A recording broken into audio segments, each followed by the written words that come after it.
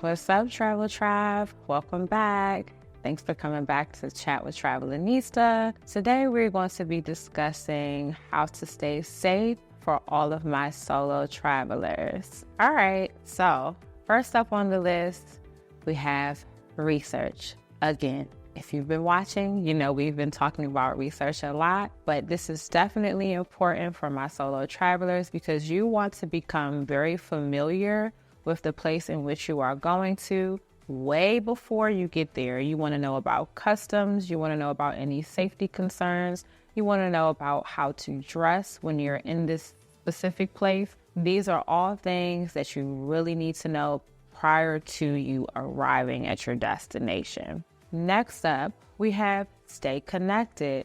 Stay connected to your family and friends. This means sharing your location if you're open to that, if you have the specific device that allows you to share your location, or the old school way, giving persons your exact itinerary of where you plan to be when you are away so that, God forbid, if anything happens, people at home will be able to track you very quickly in terms of the day and the time and where you said that you're going to be. Third on the list, we have choosing the most appropriate and safe accommodation. So again, you want to make sure you research where you're trying to stay. You want to know what happens at this specific location. You can do this by checking reviews. You can do this by calling the hotel, kind of doing an assessment on how the hotel staff are. You just really want to make sure that you're in the right place or the place that's going to make you feel the safest, even when it comes down to the public transportation or whatever mode of transportation you're using while you're staying at this hotel or this Airbnb or whatever it is. Is it within a close proximity to where you're going to be doing your excursions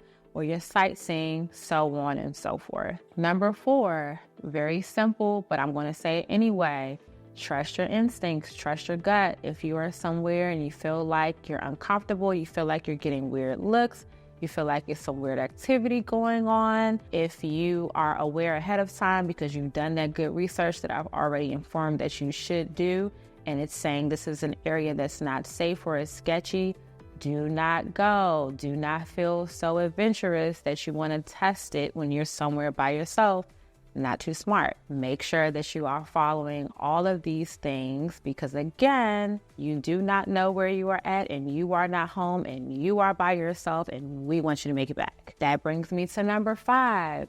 Be aware of the scams. Now, some of these scams you may be able to find doing basic research. Some of them you may not realize until you're actually there, and then it may be too late. So to avoid all of that, make sure that you're getting your cash out prior to you leaving. Make sure that you're going to actually have places for your cash or your valuables to stay in. And that kind of leads me into another recommendation, making sure you're putting all of your things in a safe. Make sure you're staying at a property that does have safes at the property so that you can lock up your passport when you're not using it, your jewelry, your money, anything that you would consider to be a prize or you do not want it to be stolen.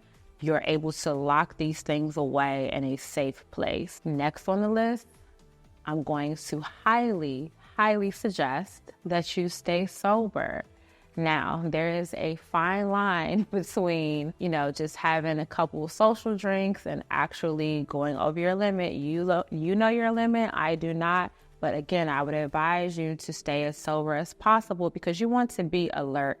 You want to make sure that you're observing your surroundings and that you're paying attention to what's going on at all times. As I like to say, keep your head on a swivel, okay? Make sure that you're paying attention at all times. Next, I'm going to say, make sure that you have all of your devices 100% charged up and make sure that you have any type of mobile chargers or battery packs. Make sure all of those are charged up, and more importantly, make sure that you're bringing them with you at all times. You want to always have some kind of way that you can communicate or research, have access to the internet, or if you're sharing your location, You want to make sure that those things are on or with you at all times. All right, next up, I'm going to suggest that you guys learn basic phrases, especially if you are traveling somewhere that they do not speak English or your specific language. You're going to make sure that you do that, because if there's any type of emergency, if you get lost or anything of the sort,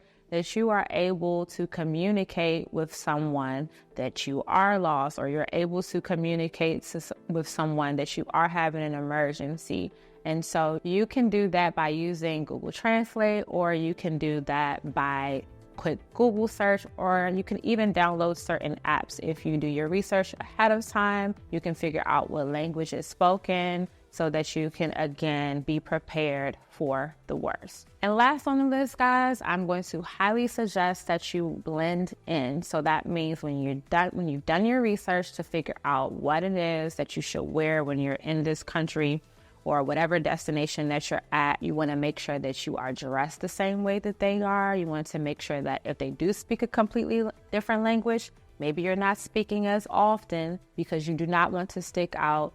Because sometimes when you do things like that, if people are out to get you or to scam you, that is a dead giveaway that you are a tourist, and you do not want to be identified as a tourist. So do your best to dress like them. Do your best to stay in areas where there are more people that are tourists. And then again, if you speak a different language and you feel like everyone is speaking their language, try your hardest not to speak English or whatever it is that your first language is, because again, you do not want to stick out as a tourist. All right, guys, so there you have it. That is my advice and my checklist for those solo travelers out there.